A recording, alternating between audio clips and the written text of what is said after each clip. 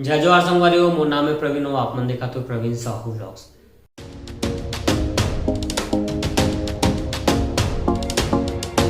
संगवारी हो, आज है दिनांक 12 अक्टूबर 2022 और आज के दिन शक्तिनगर दुर्ग में स्वर्गीय अर्जुन सागर वंशी जी के स्मृति में छाया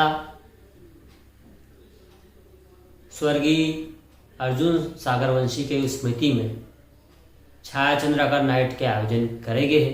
तो आज के वीडियो में मैं संगवारी हूँ ये कार्यक्रम के कुछ पल ये वीडियो के माध्यम से मैं आप सभी के साथ शेयर करने वाला हूँ।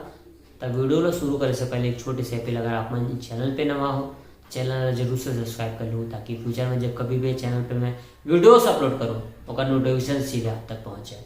अब इस चैनल के अलावा भी मोर कुछ चैनल से जेकर लिंक आपन ला डिस्क्रिप्शन में मिल जाही। ता बाकी चैनल मन ला भी जो अपन नया हो दुलार है वो जरूर रूप से दू। पहले वो संगवारी हो, आज के वीडियो लो कथन शुरू। माटी को नमन करते, अभिनंदन करते। शारदीय नवरात्र के पश्चात विजयादशमी के शुभ अवसर के चलते लोकशाही परिवार का यह रंगमंच सजने को जा रहा है। इस रंगमंच से जुड़े तमाम आत्मीय जनों का दाऊ श्री विजय चंद्राकर क्रिएट लोकशाही परिवार हृदय से अभिनंदन करती है, स्वागत करती है। यह रंगमंच स्वर्गीय श्री अर्जुन सागर वंशी जी के स्मृति में लोकशाही परिवार का ये पूरे रात भर का प्रस्तुति मंच में आने को जा रही है। प्यारे साथियों, आइए आप और हम मिलकर के श्रद्धांजलि देते हैं सागर वंशी जी को, जो आपके शक्तिनगर वार्ड के एक अद्वितीय पहलवान रहे हैं। उस पहलवान के पूरे जिंदगानी को नमन करते, उनके जन्मभूमि को नमन करते लोकशाही परिवार का रंगमंच सजने को जा रहा है।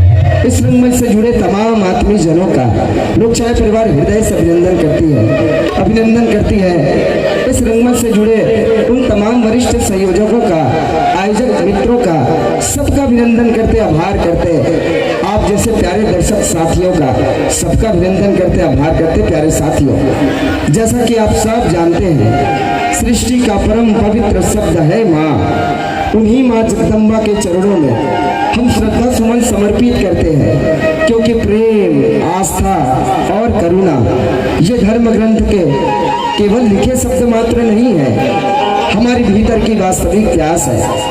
और ये प्यास हमको बार बार खींच लाती है ऐसे ही सजे सवरे रंगमंच की ओर, जहां आप हैं और आपके सामने छत्तीसगढ़ का सुप्रसिद्ध लोक सांस्कृतिक संस्था लोक छाया, जिनके संचालक डायरेक्टर दाऊ श्री विजय चंद्राकर जी हैं, जहां गीत, संगीत और पूरी परिकल्पना छत्तीसगढ़ के युवा संगीतकार, छत्तीसगढ़ के युवा गीतकार आदरणीय चंद्रभूषण वर्मा जी के हैं, जहां रात भर जुड़े रहेंगे। प्यारे साथियों, छत्तीसगढ़ की सुप्रसिद्ध लोक गायिका दीदी छाया चंद्राकर जी के सुमधुर आवाज के संग श्री डेविड पटेल जी, खुशबू मिनपाल जी, योगिता साहू जी, गोपाल गुरु जी, इन सबके संयुक्त स्वर के संग तो आइए आज की इस रंगमंच का आगाज करें। गांव में गूंजने वाले तीज त्योहारों की सजग परंपरा के संग, आप सबके माया दुलार के संग, जोरदार तालियों की गड़गड़ाहट के संग, आप सबके आशीर्वाद के संग, लोक छाया परिवार के संग।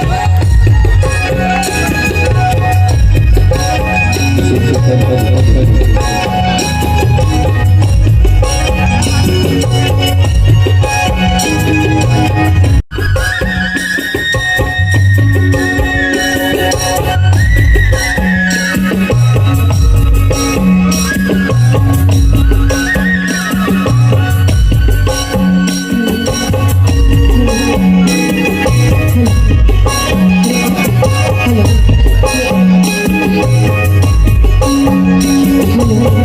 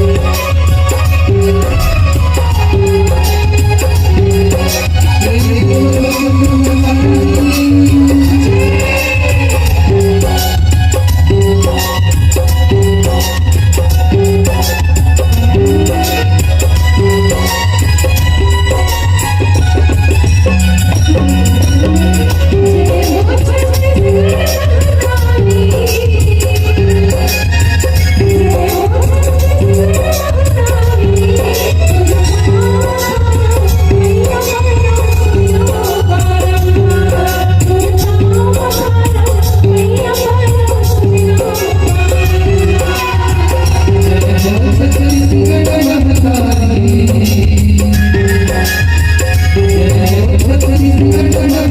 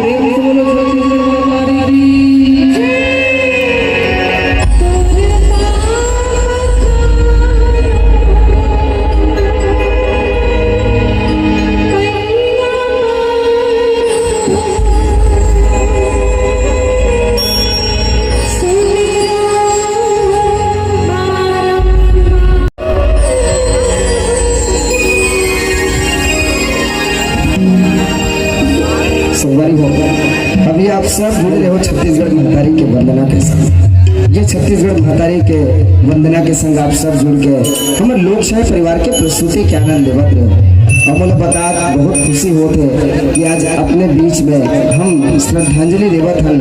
ये माटी के जन पुत्र है आपके जन शक्तिनगर वार्ड नंबर 18 के जन हमारे पहलवान साथी है जो आज हमारे बीच में नहीं है। मैं बात करता हूँ स्वर्गीय श्री अर्जुन सागर वंशी जी के जिक्र स्मृति में आज लोकशाही परिवार के रंगमंच सजे हैं। मैं सबसे पहले स्वर्गीय श्री अर्जुन सागर वंशी जी ला लोकशाही परिवार के ढर ले श्रद्धांजलि अर्पित करत हूँ। जिकर श्रद्धांजलि में हम सब बैठ के आज लोकशाही परिवार के प्रस्तुति के आनंद लेकर जावत है। मुझसे मैं निवेदन करना चाहता हूँ, अच्छा आपके गांव के बेटा आपके गांव के वो पहलवान जो आज नहीं है जिकर स्मृति में ये रंगमंच सजे है। अब कतेक अच्छा बात है अब तक पूरा दर्शक साथी मन आप सब सकलाए हो बैठ के लोकशाही परिवार के आनंद लेबर पहुंचे हो। अब इसमें शोरगुल काबर करत हो भाई जतका कल महतारी मन है सबसे निवेदन प्रस्तुति पूरा रात भर के है आपके लिए प्रस्तुति मंच में सजत है आपके लिए लोकशाही परिवार के ये रंगमंच सजे है। मैं निवेदन करता हूँ महतारी मन से आप लोग थोड़ी शांति व्यवस्था बना के मंच में जुड़े रहो। यदि जतका कल संगवारी मन खड़े हो आप मन से निवेदन भैया साउंड सिस्टम लगे है बॉक्स लगे है आप मन से निवेदन वो बॉक्स से थोड़ी दूरी बना के बैठे रहो। संगवारी हो ये छत्तीसगढ़ महतारी के वंदना के बाद हम आप लोग दिखाना चाहते हैं हमारे छत्तीसगढ़ के आने बाने के तीज त्योहार ला। अब कीर्तन में हम छत्तीसगढ़िया मन के मान हम छत्तीसगढ़िया मन के सम्मान यदि कोई है ना तो हमारे तीज त्योहार और पुरखा मन के बनाए परंपरा ले है जेकर दम में सगरे सगर हम लोग जानते पहचानते। संगवारी हो सावन के महीना जब आते तब किसनहा मन के जिंदगानी खुशहाली से भर जाते। ये कहो कि सावन के महीना में जब रिमझिम पानी गिरते तब किसान के जिंदगी के वो अनमोल खुशी किसान पाते एक से और सावन के महीना सावन के महीना ले लगे लगे हम छत्तीसगढ़िया मन के तीज तिहार अब लोक परंपरा हम आप सब ला आनंद देकर जावत हैं लोक शाही परिवार के रंग चौमासा के। अब ये रंग चौमासा में हम दिखाना चाहता हम छत्तीसगढ़िया मन के पहचान ला, हम छत्तीसगढ़िया मन के मान ला। तो चलो आओ हम सीधा लोक शाही परिवार के रंगमंच में सजावत हैं रंग चौमासा के प्रस्तुति। अब ये रंग चौमासा की प्रस्तुति के आप जम्मू संगवारी में आनंद ले रहे हैं।